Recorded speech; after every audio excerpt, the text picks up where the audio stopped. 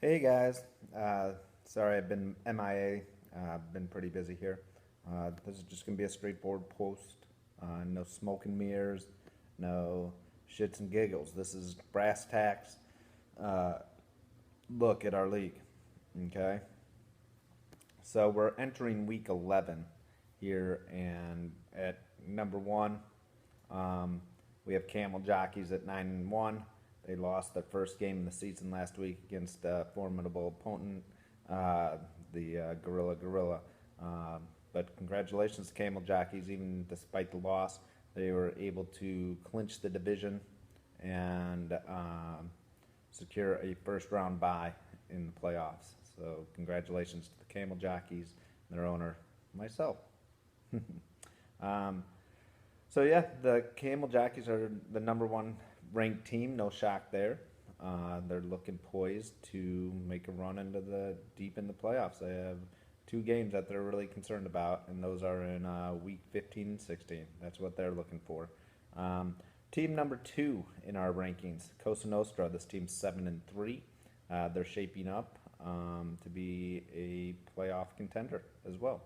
They had a huge win last week over their division rival, the Jerkers. And an interesting side note about the Cosa Nostras, they could be getting a huge upgrade in wide receiver with Josh Gordon coming back. I apologize, I'm not sure if he's coming back this week or next week, but he's coming back here. He could be a factor in the playoffs.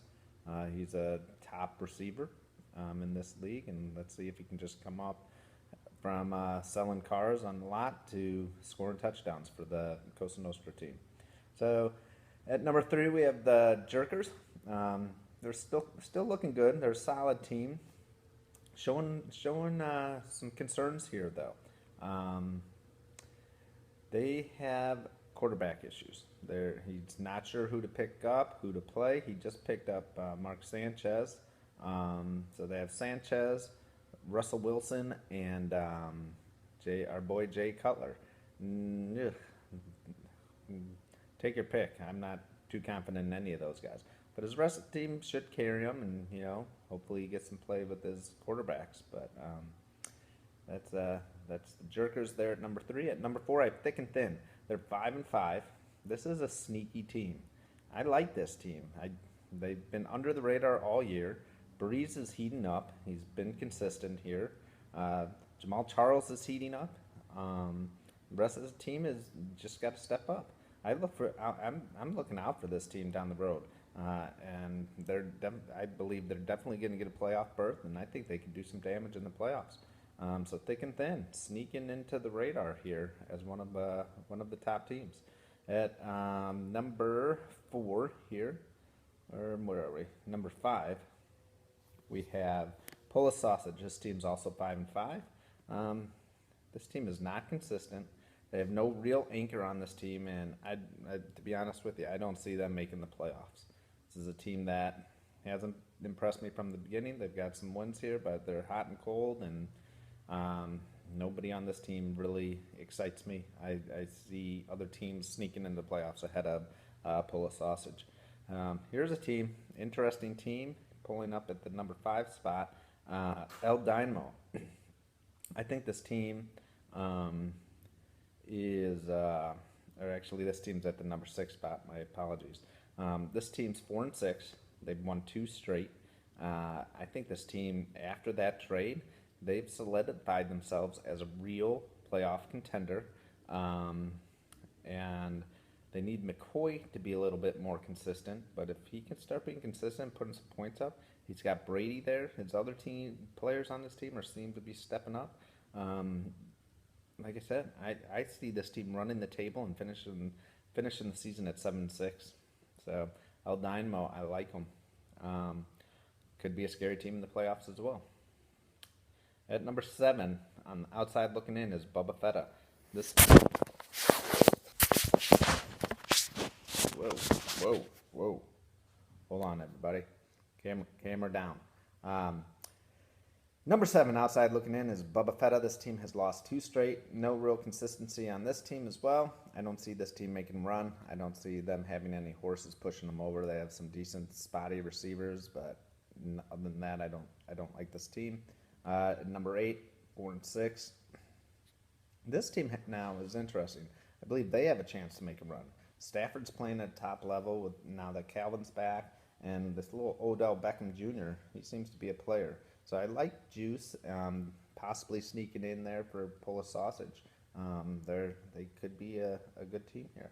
At number 9, I have Gorilla, coming off a huge win last week over the previously undefeated Camel Jockeys. But this team also is hot and cold, no consistency. 1 week they'll put up 60 points, the next week 160. So you need to be consistent in this league, and I don't see it with this guys. I don't see them making a run into the playoffs. They don't have room to lose many games, and I feel that they're out of the next, week 11, 12, 13, 3 games left. They're going to drop 1 or 2 of them. So Gorilla, although they have some hot players, I don't see them making the playoffs as well. And the last ranked team here is Philly D at 2-8. Unfortunately, this team's has had some tough losses throughout this year, but they're not bad. They got some power on this team. I see them, these last 3 weeks, even though they're out of it, could cause some real havoc. I wouldn't want to play this team if I was fighting for a playoff spot. They have Aaron Rodgers, Jimmy Graham. They can put up huge numbers, and they have been putting up huge numbers. So that's Philly D. Let's round down to our top 10. Let's take a look. If the playoffs started today, we would have Camel Jockeys on the top there at number 1, having a week a bye. And they would play the winner of who do they play? They would play the winner of Thick and Thin or Pull a Sausage. Okay, so we have the 6 teams that would make it are Camel Jockeys, Cosa Nostra, the Jerkers, Thick and Thin, Pull a Sausage, and El Dynamo in that order.